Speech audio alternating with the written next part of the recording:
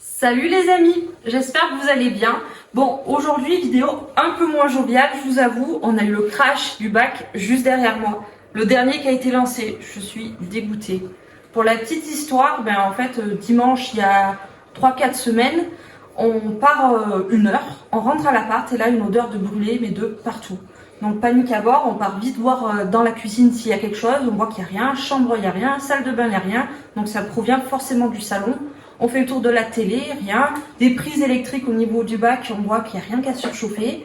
Et en passant en fait juste au-dessus du bac, on sent une odeur, mais en fait l'eau sent le brûler. Donc on voit déjà direct que c'est de ce bac, donc on revérifie les prises, rien. Bon, on met le doigt dans l'eau, pas de coup de jus, donc déjà c'est pas le chauffage qui a pété. L'éclairage va bien, il n'a pas surchauffé. Et c'est vrai que du coup, la pompe de brossage va aussi bien. On regarde dans la partie décantation, on a la pompe de remontée, on regarde, on touche, elle fonctionne bien, nickel. Et on a une pompe de brassage qui est située au niveau de la chaetomorpha. Parce que sinon on avait un peu de cyano et ça permettait en fait d'avoir tout le temps un mouvement et plus d'algues, c'était super. Et en fait, la pompe à l'intérieur, elle a cramé. Je vous mettrai une petite vidéo juste à côté pour vous montrer les points où ça a brûlé. Donc on sort cette pompe, là une fumée monstre dans l'appart, donc on la sort vite dehors. Et en fait on regarde le bac et là on se dit c'est la merde, un dimanche à midi. Donc c'est vrai que de base on a des poissons qui sont assez discrets. Le grisingueri qui est tout le temps caché, en l'espace de 3 mois je crois qu'on l'a vu à peu près 2 fois. Le goby hectori il sort, mais c'est vrai que dès qu'il voit du monde devant l'aquarium il va vite se cacher. Et le singat qui sort beaucoup plus le soir, sinon la journée c'est vrai qu'il est relativement caché.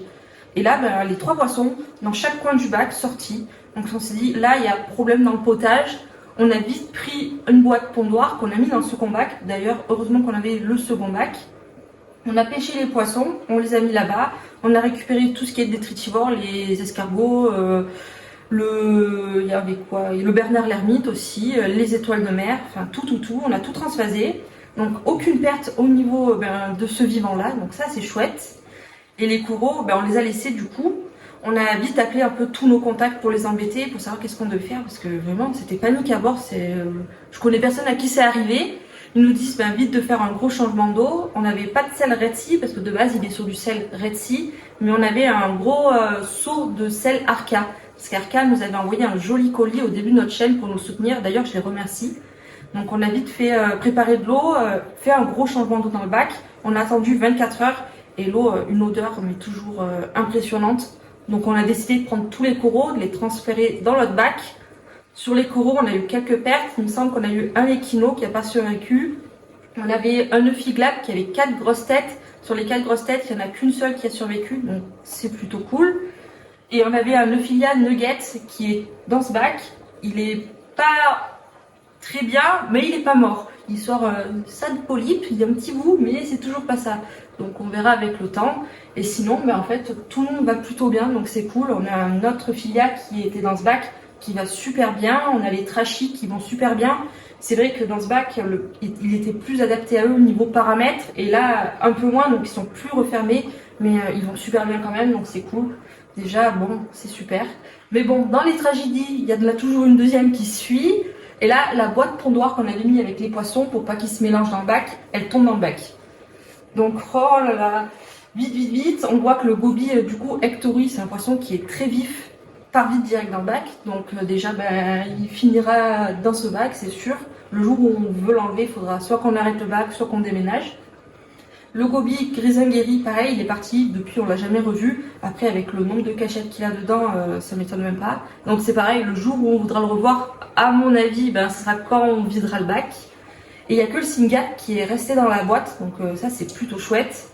On l'a laissé une semaine dans la boîte pour voir s'il allait bien s'en remettre et on s'est dit c'est vrai que c'est un poisson qu'on a toujours aimé et qu'on a toujours voulu, donc ça nous embêtait de s'en séparer tout simplement. Donc on a voulu le mettre dans le bac et en fait c'est vrai qu'on a un brassage qui tabasse quand même et il arrivait pas à nager le pauvre. Vraiment il se mettait dans des coins et ça se voyait que c'était pas fait pour lui.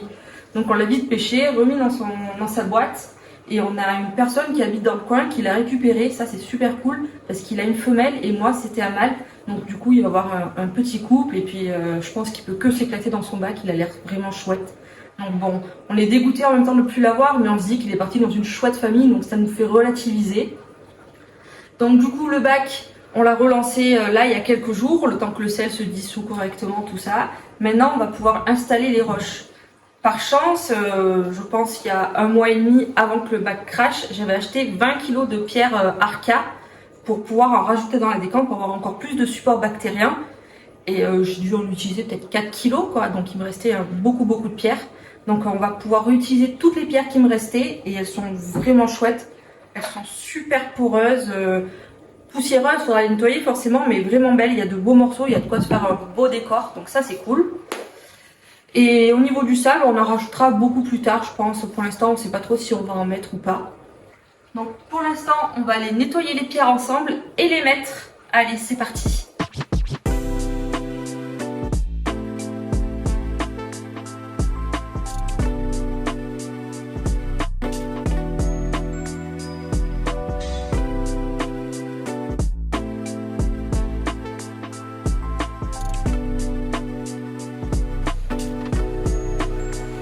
Ça y est, on vient de mettre toutes les pierres. Donc voilà le nouveau décor. C'est pas le même type de décor que ce qu'il y avait, parce que c'est vrai qu'avant on était parti sur un décor beaucoup plus design avec un îlot central et pas mal de coraux comme du SPS, du LPS et du mou. Et là en fait on va complètement changer. Si vous avez regardé l'épisode 1 de J'irai visiter ton bac, David avait un bac full anémone. Et en fait j'en suis tombée mais complètement love. Les couleurs et tout, je trouve le mouvement, j'ai vraiment adoré. Donc on va partir sur un bac full anémone. Puis c'est vrai qu'en fait, mine de rien, sur les réseaux sociaux comme sur Instagram, Facebook ou même sur les vidéos YouTube, on ne trouve pas forcément tant de vidéos que ça sur des bacs full anémone. Ça existe, hein, bien évidemment, j'en connais, mais il n'y a pas tant d'infos, pas tant de personnes qui en ont. Donc on s'est dit, bon bah allez, autant recommencer le bac, autant changer de projet. Donc ça sera un bac vraiment dédié aux anémones et on partira sur des anémones quadricolores uniquement aussi. Maintenant, on va pas réensemencer, mais ensemencer le bac. Déjà, je tiens à remercier DAF Bio qui a été super réactif. On leur a envoyé un message quand le bac a craché en leur disant que on allait recommencer à zéro. Et on voulait savoir en fait s'ils voulaient toujours nous suivre dans nos aventures. Et ils nous ont répondu bien évidemment que oui. Donc ils nous ont réenvoyé un kit d'ensemencement. Donc je les remercie déjà très fortement. Et d'ailleurs, pour ceux que ça intéresse, on a toujours un code promo chez eux. Il va s'afficher juste là. C'est Little Reef 10. Il vous permet d'avoir 10% de réduction sur le site sur les produits DAF Bio, que ce soit de l'eau de mer ou de l'eau douce. Allez, maintenant c'est parti, on va tout rajouter. Donc allez, c'est parti. On va commencer par la microfaune et œuf de myofaune. Donc c'est à verser en totalité. De toute façon, juste à côté ici, je vais vous mettre le descriptif de chaque produit et comment les utiliser. Voilà. On remue. Et c'est parti.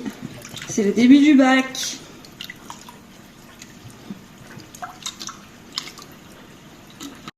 Place à la microfaune booster.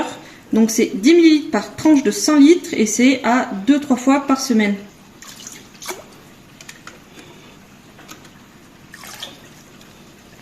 Et pour le petit dernier, c'est le Bactorif, donc c'est des bactéries vivantes.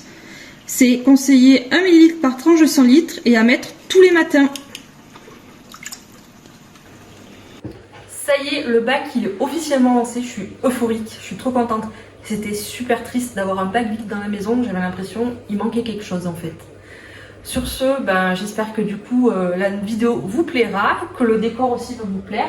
N'hésitez pas à me dire en commentaire si vous avez des suggestions, des recommandations, si vous avez une question pour pourquoi les roches c'est celle-ci, si la forme du montage des roches ça vous plaît, l'éclairage, quoi que ce soit. Nous on est super contents quand on a des retours et si on peut vous aider et apprendre aussi de nous de nouvelles choses, on est encore plus contents. N'hésitez pas à vous abonner, à liker et je vous dis à la prochaine.